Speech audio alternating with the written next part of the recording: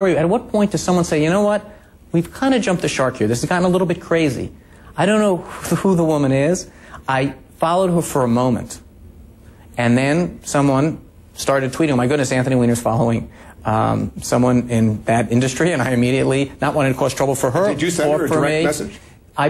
Most likely what she's referring to is, as a pro forma thing, thank you for following Congressman Anthony. Thank you for following me. Please stay tuned to anthonyweiner.com for updates on other things going on. That's probably what she's referring to. But I want to ask you, does this person, what did she do beyond tweet something that she's a follower of mine? You can probably find hundreds of people that did that.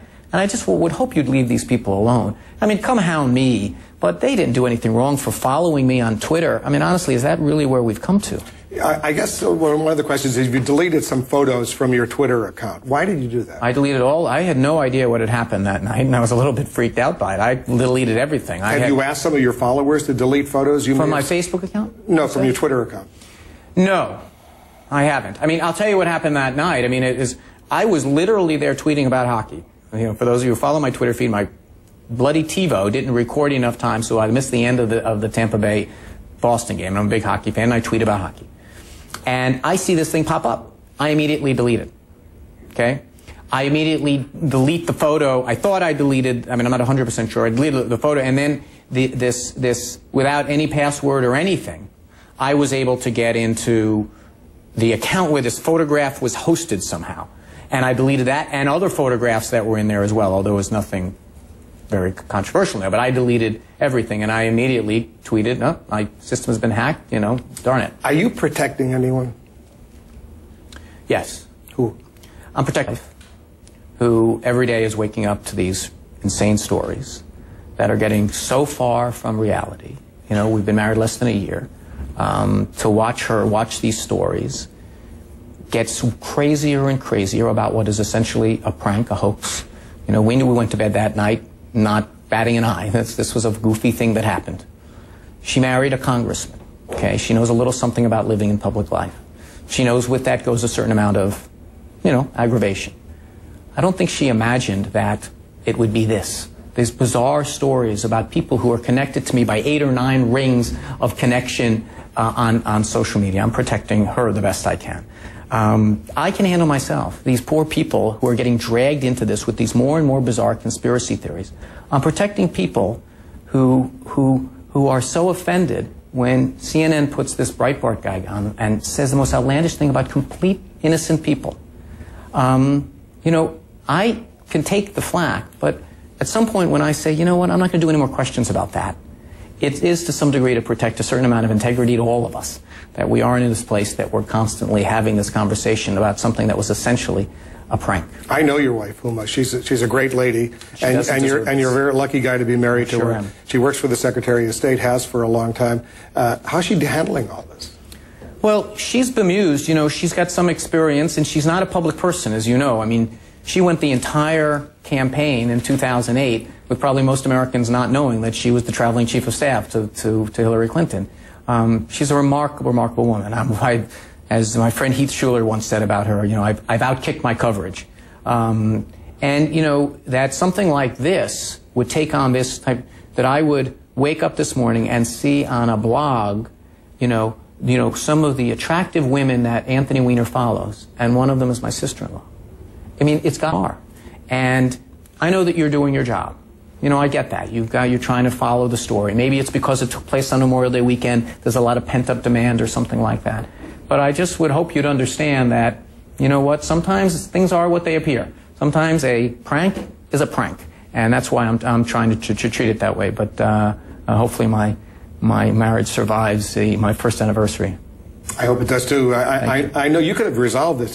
That performance yesterday was terrible with Ardena Bash. I would agree with that. I mean, I thought. I mean, calling Ted Barrett what you called him. You know, he's such a nice guy. He was. Well, he didn't act it the other day. You know, listen, I have certain rights as a citizen, as a human being, to be treated with some level of respect. Someone yelling at me, someone hectoring me. He wasn't yelling. He was just asking some questions. No, he was actually hectoring me. He's in the middle of Dana Bash's question. But let me just stipulate to this, rather than relitigating whether he is or is not a jackass. I'll leave it to someone else to decide. Let me just say this, is that I did not do that well yesterday, but look at it through my lens. Saturday, this thing breaks in the middle of the night, or in the wee small hours of Saturday. I tweet about it, basically a statement, I was hacked. Saturday, we put out a statement resolving questions about it. It wasn't me, you know, I don't know this girl, etc. The next day, well, we're going to report it to someone who put out a statement about that. The following day, Monday, this is our Memorial Day weekend, by the way, Wolf. Memorial Day weekend, we take a walk. There's some cameras out there staking out my house. Talk to them. There's a crew, I think, from CNN. Talk to them.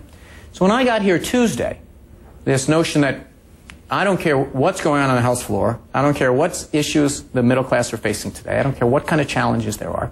We're going to talk to you about this, whether you like it or not. Okay, I had made a decision. I'm drawing a line. I'm not going to talk about this anymore. What, did I draw it in too stern a way? Was I too taciturn?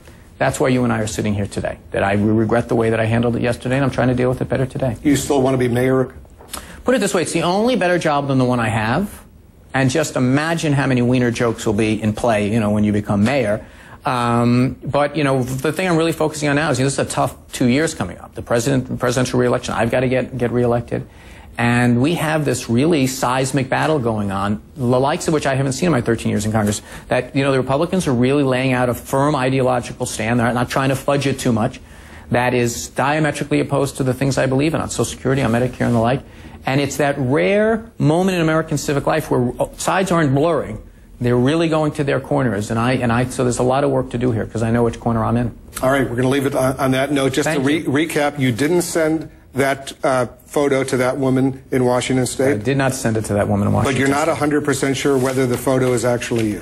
What I am going to say is that we're doing everything we can to try to answer that question, but we're doing an investigation. But you know, I just want to caution you that, you know, photographs can be doctors, photographs can be manipulated, can be taken from one place and put in another. And so, you know, and I want to make it clear.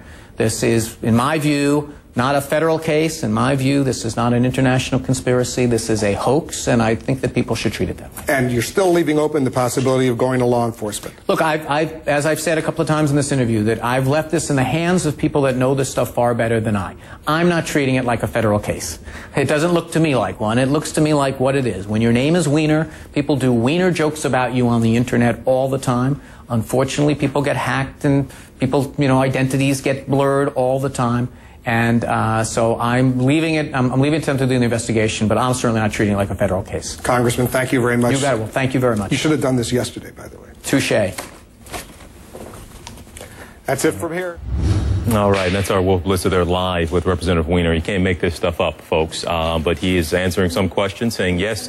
In fact, he said he did not send that